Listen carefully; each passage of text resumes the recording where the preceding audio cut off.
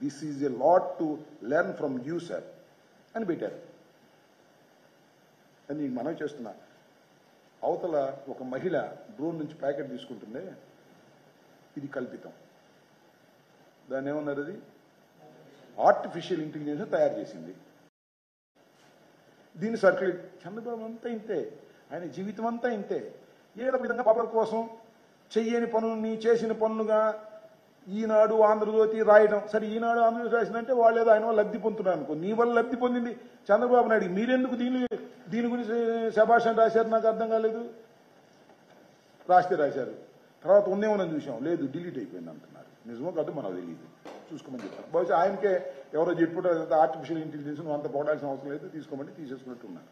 So నేను అనేది అంటే ఇది మాత్రం, ఇది కూడా మరి ఈ రెండోది కూడా మరి ఆర్టిఫిషియల్ ఇంటెలిజెన్స్తో వచ్చిందో నిజంగా వచ్చిందో నాకు తెలియదు, నిజంగానే అయి ఉంటుంది. ఇది మాత్రం ఆర్టిఫిషియల్ ఇంటెలిజెన్స్తో ఇచ్చి ఈ రకంగా ప్రచారం చేసి మొన్న మీడియా సందర్భంలో కూడా ఆయన చూపించారు. ఇలా చూపించేటటువంటి కార్యక్రమం చేస్తున్నారు. చంద్రబాబు నాయుడు గారు ప్రచారం మీద మాత్రమే తన పరిపాలన చేసే వ్యక్తి తప్ప నిజంగా హృదయం కరిగి ఎఫిషియన్సీతో పని చేసే వ్యక్తి కాదు అనేది నిర్వివాదాంశం. కాదు, ఇన్నిసార్లు చెప్పినా ఆయనకున్న పత్రికలు ఆయన ఏదో అద్భుతం అమోఘం అని, హుదూద్ తుఫాన్లో అద్భుతంగా చేశారు, ఏదో గోదావరి పుష్కరాల్లో కూడా అద్భుతంగా చేశారు, దాని గురించి రాయరు. అప్పుడు ఎంతమంది చనిపోయింది, 32 మంది, 29 మంది చచ్చిపోయారు. అప్పుడు దాని అద్భుతం విజన్ అనరు. చంద్రబాబు నాయుడు గారి విజన్ ఏంటంటే నది ఒడ్డున నిర్మాణంలో నివసించడం ఆయన విజన్. నేను మనవి చేస్తున్నా, ఇవాళ జగన్మోహన్ రెడ్డి గారికి రాసే పత్రికలు అన్నీ లేవు, కానీ ఆ కట్టిన గోడ ఏంటండి? కృష్ణలంక మునక్కోకుండా ఇంత పెద్ద వరద వచ్చినా కృష్ణలంకలో ఒక్క ఇంటిలో కూడా వర్షం నీరు కానీ వరద నీరు కానీ వెళ్ళకోకుండా రక్షించింది జగన్మోహన్ రెడ్డి గారు నిర్మించినటువంటి వాల్. అవునా కాదా? ఇది జగన్మోహన్ రెడ్డి గారి విజన్ కాదు, విలన్. ఈయన మాత్రం విజన్. ఇలా పత్రికలు రాస్తున్నాయి, దయచేసి నమ్మవద్దని. బుడమేరు వ్యవహారంలో కూడా చంద్రబాబు నాయుడు గారి అలసత్వం వలన ఇలా పెరిగిపోయిందని ఇంకొక మాట కూడా ఈ సందర్భంగా అడుగుతున్న. టైం చాలా అవుతుందని అవనీని.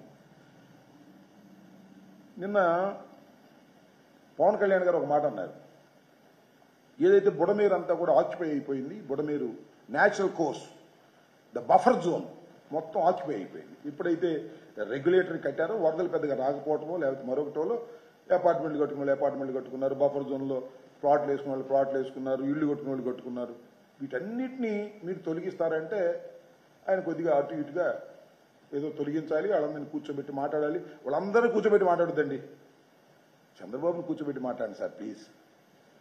ఆయన బఫర్ జోన్లో ఉన్నాడు, ఆయన కూర్చోబెట్టి మాట్లాడి ముందు ఆయన్ని అక్కడి నుంచి ఖాళీ చేయించి ఆ నిర్మాణాన్ని కూలగొట్టి శభాష్ అనిపించుకోండి. ఇవాళ రేవంత్ రెడ్డిని మీరు సపోర్ట్ చేస్తున్నారు, సంతోషం.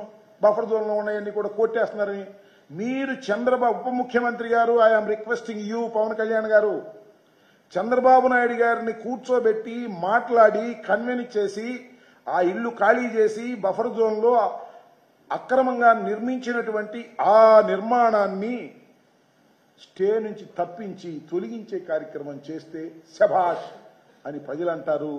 అంతే తప్ప తానేమో ఉండేది బఫర్ జోన్లో, వరద గురించి ఆయన మాట్లాడే నైతిక హక్కు లేదు అనే దాన్ని దయచేసి ప్రజలు అర్థం చేసుకోవాలని ఈ సందర్భంగా నేను కోరుతున్నాను.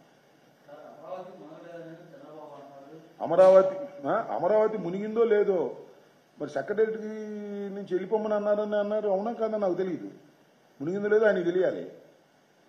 నా ఇల్లే మునగలేదన్నాడుగా మొన్న, ఇంగ్లీష్ పేపర్లో వచ్చిన తర్వాత మునిగితే తప్పేంటి అన్నాడు. మునిగితే తప్పేమని మునిగిద్ది అంటే ఇంత వరద వస్తే మునిగిద్ది, నువ్వు కృష్ణ మేనేజ్మెంట్ చేసుకోలేకపోతే మునిగిద్ది, ఎప్పుడైనా మునిగిద్ది. That is clear. అమరావతి జలమయమైంది, ఇది ఫ్యాక్ట్. మునిగిందా మునగలేదో అది వేరే విషయం. అమరావతి జలమయమైంది, అమరావతిలో కూడా పడవలు వెళ్ళాయని చెప్పారు. అయితే ఒకసారి చెక్ చేసుకొని మాకేం అభ్యంతరం లేదు. అమరావతి నేను ఒక మాట చెబుతున్నా, ఇవాళ 15/1 ఈ వరద కొన్ని విషయాలను చాలా స్పష్టంగా చెప్పిందని మనవి చేస్తున్నాం. ప్రకృతి కొన్ని లెసన్స్ నేర్పుతుంది, ఆ లెసన్స్ పాటించకపోతే మన కర్మ అవుతుంది.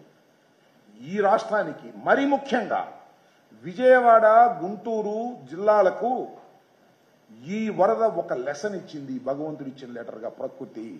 ఒకటి ఏమిటంటే కృష్ణానది బఫర్ జోన్లో ఇళ్ళు ఉండకూడదు అని, అదేవిధంగా బుడమేరు న్యాచురల్ కోర్సులో నిర్మించినటువంటి నిర్మాణాలకు ఎప్పుడైనా ప్రమాదం ఉంటుంది అని ఆయన అంటాడు. ఆయన ఎవరు, ఇరిగేషన్ మంత్రి గారు. మరి ఆయన పాపం ఆయన ఇరిగేషన్ మంత్రి కానీ పాపం ఆయనకి ఏం అవకాశం ఉన్నట్లేదు. ఈ బఫర్ జోన్ గురించి వీటి గురించి ఆయన స్టడీ చేశాడో లేదు తెలియదు. ఈ కృష్ణల గురించి ఆయన స్టడీ చేశాడో తెలియదు. ఎంతసేపు చంద్రబాబు నాయుడు గారే మాట్లాడుతున్నాడు. అదేమంటే గండు పోచడానికి మా ఇరిగేషన్ మంత్రిని కాపలాగానేమో మా లోకేష్ని పంపించాను అంటున్నాడు. గండ్లు పోచడానికి అంట, గళ్ళు పడిపోయినట్టు పోచడానికి పంపిస్తున్నారంట. ఏంటి నాకు అర్థం కాలేదు. కృష్ణ మేనేజ్మెంట్ చేస్తే ఈ గండ్లు పడవలసిన అవసరం లేదు కదా. ఆ రివర్లో లెవెల్స్ మేనేజ్మెంట్ చేయలేకపోయేటువంటి పరిస్థితులకు ఎందుకు వచ్చారు మీరు? అది దాన్ని ఆత్మవిమర్శ చేసుకోవాల్సినటువంటి అవసరం ఉంది. కాబట్టి మీరు దీన్ని ఆలోచించాలని మాత్రం నేను చెప్పదలుచుకున్నాను. ఒకటి నేను చెప్పిన లెసన్స్ ఏంటంటే, ఇంకోటి అమరావతి లోతట్టు ప్రాంతం. ఇది ఎప్పుడో చెప్పారు ఎవరో, మేమంటే మా మీద కోపడతారు. అమరావతి మీద రాంబాబు గారు వ్యతిరేకం, జగన్మోహన్ రెడ్డి గారు వ్యతిరేకం, వాళ్ళు కడుపు పంట. కట్టుకోండి అయ్యా, అమరావతి అక్కడే కట్టుకోండి, మాకేం అభ్యంతరం లేదు. 15,000 కోట్ల రూపాయలు తీసుకొస్తా ఉండదు, కట్టుకోండి. ముందు బుడమేరు సంగతి తేల్చండి. ఉన్న మహాపట్టణం నువ్వు కట్టే అమరావతి కన్నా కూడా విజయవాడ మహాపట్టణం కాదా? ఆ విజయవాడ మునిగిపోకోకుండా నువ్వు బుడమేరుకు సంబంధించినటువంటి అంశాల మీద 15,000 కోట్లు తీసుకొస్తావో 10,000 కోట్లు తీసుకొస్తావో ముందు ఆ నిర్మాణాలు చేపట్టండి. వాటి లేకోకుండా మేము నిర్మిస్తామంటే అది మునిగిపోతే మళ్ళీ రేపు నాకు తెలియకడుగుతా. విజయవాడే మునిగిపోయింది, ఎత్తులో ఉన్నది, రేపు అది మునిగిపోతే ఏంటిది? ఇప్పటికే నీరు వస్తున్నాయి, అదేదో చెప్తున్నారు. మరి ఎన్నో అడుగుల లోపలికి వెళ్తే కానీ పునాది తగ్గలేదంట, అక్కడ నిర్మాణాలు కట్టుకునే పరిస్థితి లేదంట. ఎప్పుడైతే చంద్రబాబు నాయుడు గారు విజయం సాధించారో, కూటమి విజయం సాధించిందో, హైదరాబాద్లో ఉన్న మన రియల్ ఎస్టేట్ పీపుల్ అందరూ వచ్చి అమరావతి మీద పడ్డా, పెరిగిపోతాయని వారం రోజులు వెళ్ళిపోయారు. పెరిగేది లేదు, పెట్టేది లేదు, ఇక లాభం లేదు, ఇదేం పెరగట్లేదు, ఇక నిర్మాణాలు చేయడానికి కుదరదు అని వాళ్ళు వెళ్ళిపోయిన మా నిజమా కదా చెప్పండి. ఇది నేను అభూత కల్పన చేస్తున్నానా? లోతట్టు ప్రాంతం ఎప్పుడు వచ్చినా మునుగుతుంది. మీరు సెక్రటరీకి సెలవు ఇచ్చారు, హైకోర్టులో కూడా నీళ్లు వచ్చినాయి అన్నారు. ఇవన్నీ జరిగినటువంటి విషయాలు. దీన్ని మసిపూసి మారేడుగా చేసేటటువంటి ప్రయత్నం చంద్రబాబు నాయుడు గారు ఆర్టిఫిషియల్ ఇంటెలిజెన్సీతో ఏదేదో వటారించే కార్యక్రమం, బుఖాయించే కార్యక్రమం. నాయిల్ ఎక్కడ మునిగింది అన్నాడు. మళ్ళీ ఇంగ్లీష్ పేపర్ లాగా మునిగితే తప్పేంటి అన్నాడు. అందరిలాగా నాయిల్ మునిగింది, తప్పేంటి అని అంటున్నాడు. ఏం చెప్పాలి దీనికి? నాకు అర్థం కాలేదు. సో చంద్రబాబు నాయుడు గారు మేధావే, విజనరే, నేను కాదన్ను. ఆయన మేధావితనం ఏంటంటే అబద్ధాన్ని కూడా నిజంగా చూపించే మేధావితనం. విజన్ ఏంటంటే రామోజీరావు గారిని, అదేవిధంగా రాధాకృష్ణని కాపాడుకోవడం కోసం ఏ పనైనా చేసే విజన్ కలిగినటువంటి వ్యక్తి. అది కూడా ప్రజలు నిదానంగా గమనిస్తారు. కొన్నాళ్ళు పోయిన తర్వాత అర్థమైంది ఎందుకు చేశామరా బాబు. మాట్లాడుతున్నటువంటి మాటలు వాట్సాప్ పోస్టింగ్లో మనం చూస్తున్నాం. రాబోయే కాలం మరింత ఉధృతంగా పెరుగుతుందని కూడా ఈ సందర్భంగా నేను చెప్పదలుచుకున్నాను. అదే నేను మర్చిపోయి అది కూడా ఏందే సమాధి చేసేది నాకు అర్థం కాల. పొలిటికల్ విమర్శ చేస్తే ఆయన సమాధి చేసేస్తాడు మమ్మల్ని అందరినీ కూడా. ఏంది నాకు అర్థం కాల.